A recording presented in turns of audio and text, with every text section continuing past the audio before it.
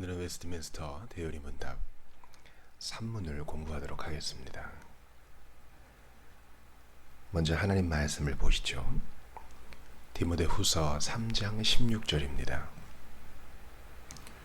모든 성경은 하나님의 감동으로 된 것으로 교훈과 책망과 바르게 함과 의로 교육하기에 유익하니. 아멘. 3문의 내용을 보겠습니다. 하나님의 말씀이 무엇입니까?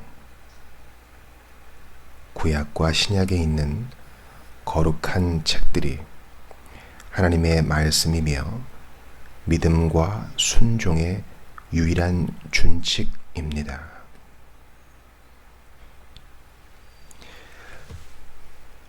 (17세기에) 만들어진 대요리 문답은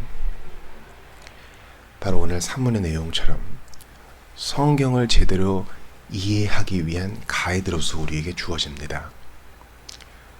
그래서 요리문답을 잘 공부하면 성경을 이해하는 이 골격을 잘 구성할 수 있게 됩니다. 1문에서는 인생의 목적에 대해 나누었고, 두 번째 항목에서는 계시에 대해서 얘기했죠. 일반 계시와 특별 계시,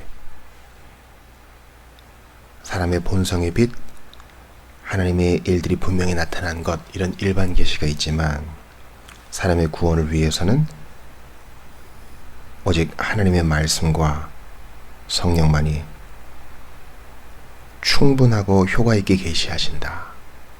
그래서 필연적으로 하나님의 말씀이 1, 2계명에서 도출되어집니다.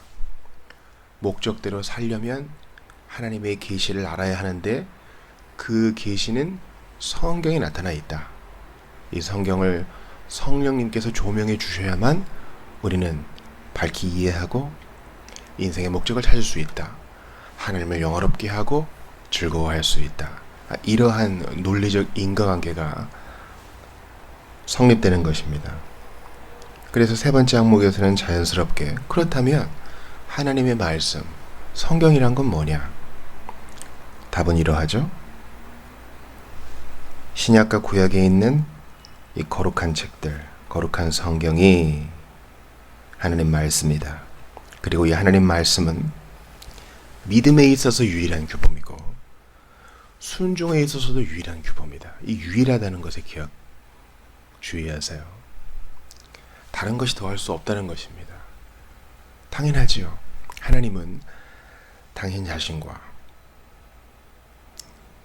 당신의 성품과 말씀과 행함에 있어서 분리되어지지 않습니다.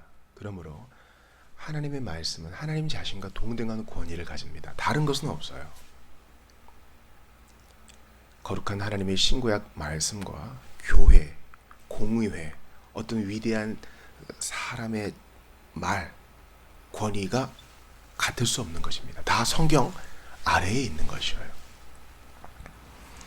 그래서 우리가 방금 읽었던 디모데후서 3장 16절은 말하죠. 모든 성경은 하나님의 감동으로 된 것이다. 1차적으로는 구약 성경이고, 다시 한번 해석을 하면 66권 모든 성경이, 신구약 모든 성경이 하나님의 감동하신, 하나님이 숨을 불어넣으신 바 되었다.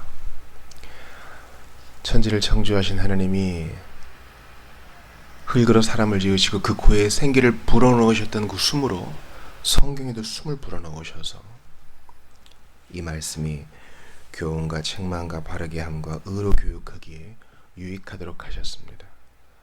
부활하신 예수님이 자들이 꽁꽁 닫아놓았던 문들을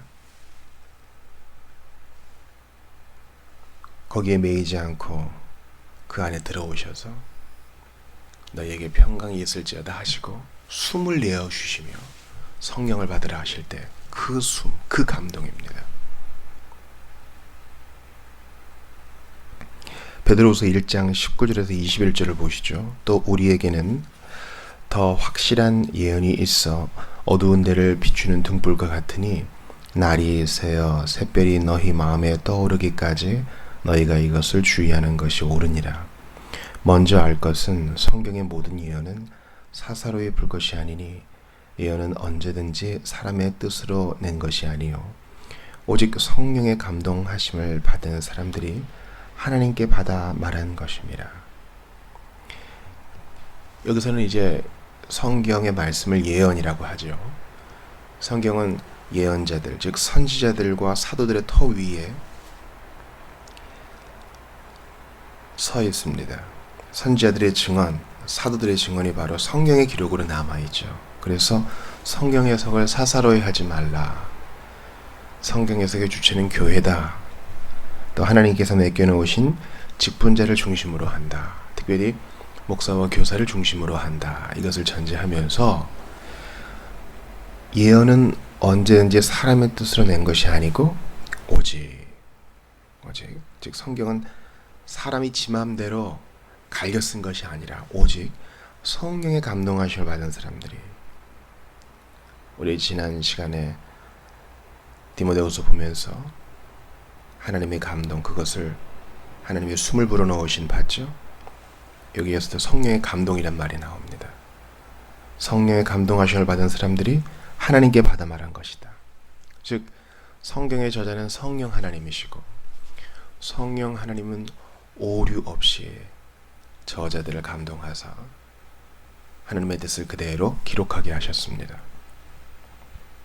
하나님께 받아 말했다. 이것은 어떤 기계적인 그런 영감론이 아니라 하나님께서 오류 없이 성경의 메시지를 지키셨다. 그렇게 받아들이는 것이 좋습니다. 에베소 2장 20절을 보시죠. 너희는 사도들과 선지자들의 터 위에 세우심을 입은 자라. 그리스도 예수께서 친히 모퉁이 돌이 되셨느니라. 사도들과 선지자들의 터 위에 이들의 증언과 오류 없이 선포된 말씀 위에 교회가 서 있습니다. 요한계시록 22장 18, 19절을 보시죠. 내가 이 두루마리의 예언의 말씀을 듣는 모든 사람에게 증언하노니 만일 누구든지 이것들 위에 더하면 하나님이 이 두루마리에 기록된 재앙들을 그에게 더하실 것이요 만일 누구든지 이 두루마리의 예언의 말씀에서 제하여 버리면 하나님이 이 두루마리에 기록된 생명나무와 및 거룩한 성의 참여함을 제하여 버리시리라. 놀라운 말씀이죠. 이 예언의 말씀, 두루마리에 기록된 예언의 말씀은 바로 성경입니다. 성경에 무엇을 더하면 재앙을 더할 것이고 이미 믿음과 순종에 있어서 유일한 원칙인 성경에서 무언가를 빼면 나도 그 사람 이름 뺄 것이다.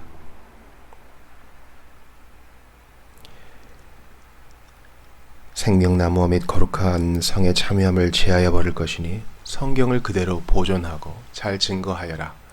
이것이 성경 제일 끝에 있는 요한계시록의 당부의 말씀입니다. 이사야 8장 20절도 보시죠.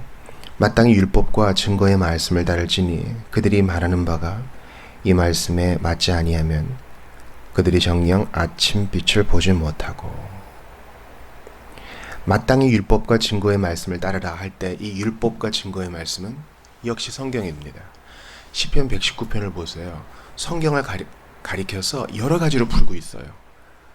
주의 율례, 주의 율법, 주의 말씀, 예언의 말씀, 이것이 다 한 가지를 지칭하고 있으니 바로 신구약 성경을 말하는 것입니다. 누가복음 16장 29, 31절을 보시죠. 아브라함이 이르되 그들에게 모세와 선지자들이 있으니 그들에게 들을지니라. 이르되 모세와 선지자들에게 듣지 아니하면 비록 죽은 자 가운데서 살아나는 자가 있을지라도 권함을 받지 아니하리라 하셨다 하시니라. 부자와 나사로의 비유죠. 부자는 지옥불에 떨어지고 거짓 나사로는 아브라함의 품에 안겨 낙원에 있습니다.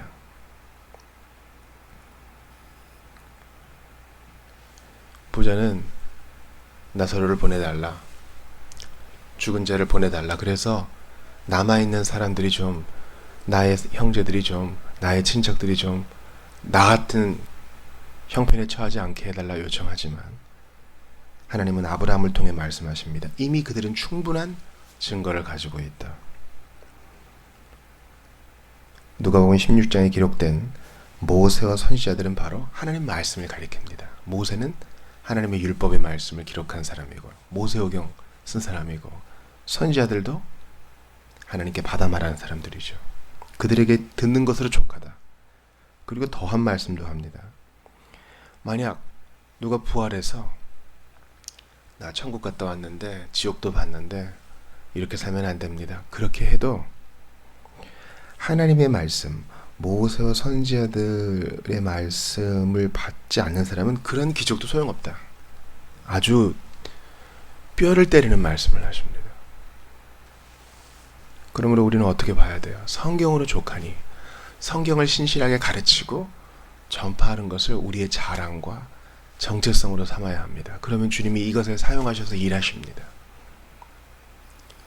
대단한 간증 집회, 대단한 스타 강사, 대단한 치유 집회, 거기에 너무 현혹되면 누가복음 16장 말씀을 어기는 거예요. 예수님보다 모세보다 성경보다 똑똑한 척하는 것입니다. 우리는 그렇게 지혜로울 수 없어요. 하나님의 말씀의 권위 앞에 머리를 숙이십시오. 갈라디아서 1장 8, 9절을 읽어드립니다. 그러나 우리나 혹은 하늘로부터 온 천사라도 우리가 너희에게 전한 복음 외에 다른 복음을 전하면 저주를 받을지어다. 우리가 전에 말하였거니와 내가 지금 다시 말하노니 만일 누구든지 너희가 받은 것 외에 다른 복음을 전하면 저주를 받을지어다. 아멘. 이건 요한계시록 22장과 그대로 들어맞죠. 너희가 받은 것 외에 다른 복음을 전하면, 성경에 기록된 예수 그리스도로 말미암은 구속 외에 다른 복음을 전하면, 성경에 기록된 것 외에 다른 구원을 얘기하면 저주를 받기에 합당하다. 아나떼미. 놀라운 것입니다. 어떻게 봐야 돼요? 성경의 말씀을, 신구약 성경의 말씀을 그대로 믿고 받고 지켜 행하고 전하면 복이요. 이 성경의 말씀에서 나의 기호에 따라 뭔가 더하고 뭔가 빼면 이건 저주라는 것입니다. 다시 갈라디아서 보세요. 너희가 받은 것 외에 다른 복음을 전하면 저주를 받을지어다. 성경은 복음이거든요. 그리스도의 하신 일, 그의 순종, 예수 그리스도에 관한 것, 예수님 자신이 복음이지만 또 성경 전체가 복음의 메시지입니다. 복된 메시지죠. 우리를 위한 메시지니까요. 근데 성경을 균형 있게 편식 없이 받아들이지 않고 내가 원하는 본문만 착착 추려내고 나의 기호에 맞는 것만 듣기 좋아하고 배우기 좋아하고 편식한다면 그것은 저주의 명분이 된다는 것입니다. 여러분께 권합니다. 아직까지 예수님 영접하지 않으시고 교회 생활도 안 하시고 구원이 뭔지 복음이 뭔지 잘 모르시는 분들께 권합니다. 여러분, 성경을 읽으십시오. 성경에 여러분의 구원의 길이 있습니다. 거기에 구원에 이르는 지혜가 있어요. 수천 년 전에 수십 명의 저자들을 통해 기록된 이 말씀은 한 가지의 메시지로 통일되니 바로 죄를 회개하고 예수 믿으면 예수님이 용서하시고 영생을 허락하신다는 겁니다. 그러므로 오늘날 같은 시대를 사는 우리는 핑계할 수 없어요. 여러분, 검색만 해도 성경이 차고 넘쳐요. 원하시면 요한복음부터, 성경을 처음부터 읽고 싶으신 분들은 창세기부터라도 거기 읽으십시오. 그래야 삽니다. 그래야 복을 받습니다. 그래야 지옥의 불에서, 하나님의 심판에서 건진받을 수 있습니다. 우리 동료 신자들에게 권합니다. 여러분, 하나님 말씀 사랑하세요? 예수 사랑하시죠? 그럼 성경을 읽으십시오. 읽고 듣고 가르쳐 주세요. 목사님, 제가 너무 얼마나 바쁜 거 모르셔서 그래요. 맞아요. 저 알아요. 이런 바쁜 거 압니다. 현대사회, 특별히 도시사회 얼마나 정신없습니까? 그러나 그거 아세요? 그거 핑계일 수 있어요. 마음의 문제입니다. 출퇴근 시간에 5분 10분 내는 게 어려운 일은 아닐 것입니다. 마음의 문제예요. 운전하시는 분들은 오디오 성경을 이용할 수 있어요. 신호 대기하면서 한 구절이라도 볼 수 있어요. 마음의 문제입니다. 1년이 지나고 신앙생활을 한 지 10년이 지났는데 성경 이해를 도와주는 신앙서적 한번 읽지 못하고 성경 일도 갖지 못했다면은 이거는 뭔가 문제가 있다고 생각하셔도 좋습니다. 왜냐하면 성경은 하나님 자신과 같은 권위를 지니고 우리의 믿음과 순종의 유일한 권위이기 때문입니다. 유일한 규범이기 때문이에요. 다른 것에 기댄다면 예수님 슬퍼하셔요. 모세와 선지자들에게 듣지 않으면, 하나님 말씀으로부터 배우지 않으면 죽은 자들 가운데서 누가 대단히 부활해서 이런저런 증언을 한다 그래도 그거 유익이 안 된다 했어요. 그러므로 들어야 됩니다. 즐거이 배워야 합니다. 그러면 하나님께서 이 말씀을 통로로 놀랍게 역사하시는 것을 볼 수 있을 것입니다. 가르치는 사람은 부족할 수 있고 인간은 늘 연약하지만 하나님 말씀은 지금도 왕성히 일하신다는 사실을 믿고 기억하시며 굳게 붙드는 여러분들 다 되시기를 바랍니다. 말씀 되신 예수님께서 여러분과 함께 하실 것입니다. 십자가에 달려 죽으시고 부활하사 승천하여 지금도 말씀으로 온 세상을 다스리시는 성자 예수님께서 오늘도 이 성경을 통해 믿지 아니하는 자 구원하시고 믿음 안에 있는 자 더욱 강건하게 하실 줄 믿습니다. 기도합시다. 오 하나님 감사합니다.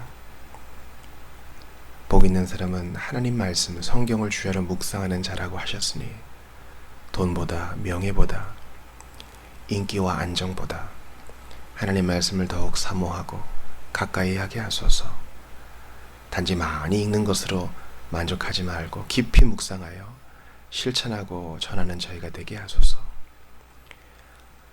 예수님 모르는 자들에게 말씀을 심어주시고 하나님 말씀 한 구절이라도 마음에 박혀 속히 믿음과 회개에 이르게 하소서.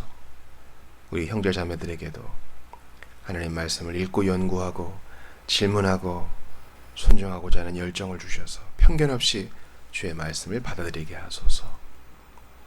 마음의 문제인 것을 알았으니 이제 저희의 태만함과 게으름을 회개하고 주 앞에 나아갑니다.